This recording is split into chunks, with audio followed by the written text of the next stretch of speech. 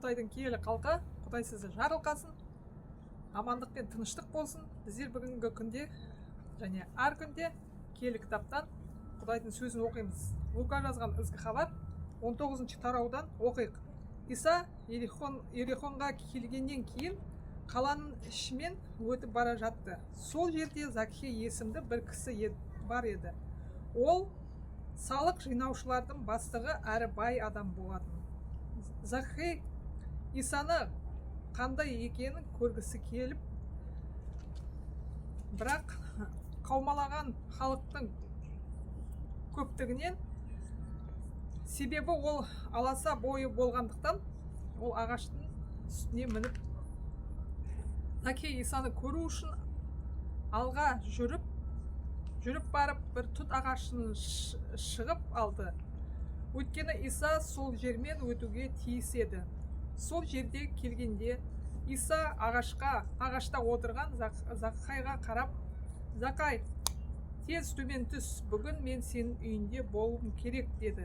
Ол тез түсіп, Исаны қуана қарсы алды. Мұны көріп тұрған жұрттың бәрі, «Мынау күнәһардың үйіне қонаққа барды» деп күңкілдей бастады. Көрдіңіздер ме? Құдай ол сүйіспеншілік. Құдай әрқашанда біздерге өзінің сүйіспеншілігін танытады. Құдайға маңызды емес, адамның кінә жасады ма, я болмаса күнәһар ма. Иса ол біздің шынайы жүрегімізбен тәубе еткенімізді қалайды. Өйткені Құдайдан басқа киелі адам жоқ. Жалғыз Құдай киелі. Біздер соны түсініп білуіміз керек.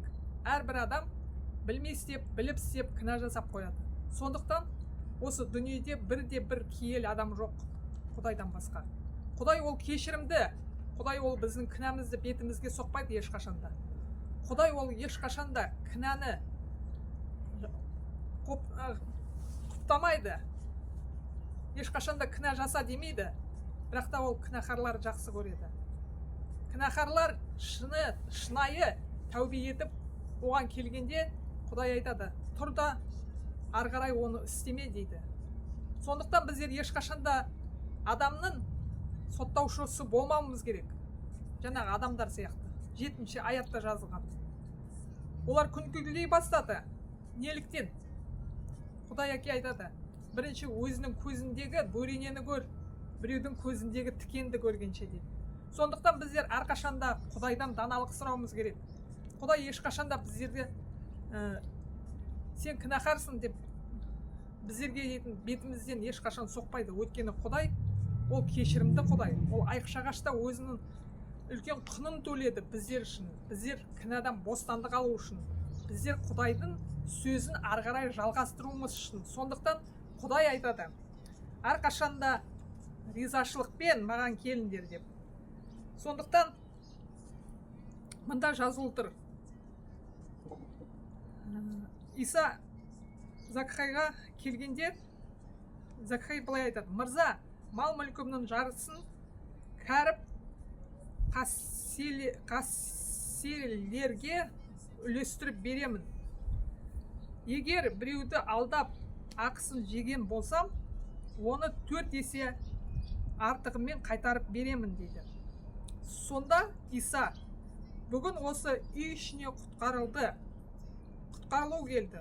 Бұл адам шын мәнінде Ибраимның атаның ұрпағы. Өйткені мен тура жолдан адасып кеткендерді іздеп құтқаруға келдім дейді. Сондықтан біздер әрқашанда білуіміз керек. Біз Ибраимның ұрпағымыз. Біздер Құдай әкенің ұл қыздарымыз. Біздер жеңілпаз Құдайға сенеміз. Кешірім беретін Құдайға. Біздерді ақтап алған Құдайға сенеміз. Сондықтан біздер әрқашанда жариялауымыз керек. Біздер және біздің жанұя Құдайға қызмет етеді. Мен рухани, физикалық, эмоционалдық саулық алдым деп, осы Закхей сияқты біздер Құдаймен кездескенде шынайы тәубеге келіп, шынайы Құдайға рахметімізді, алғысымызды айтып, игі істер, жақсылық істер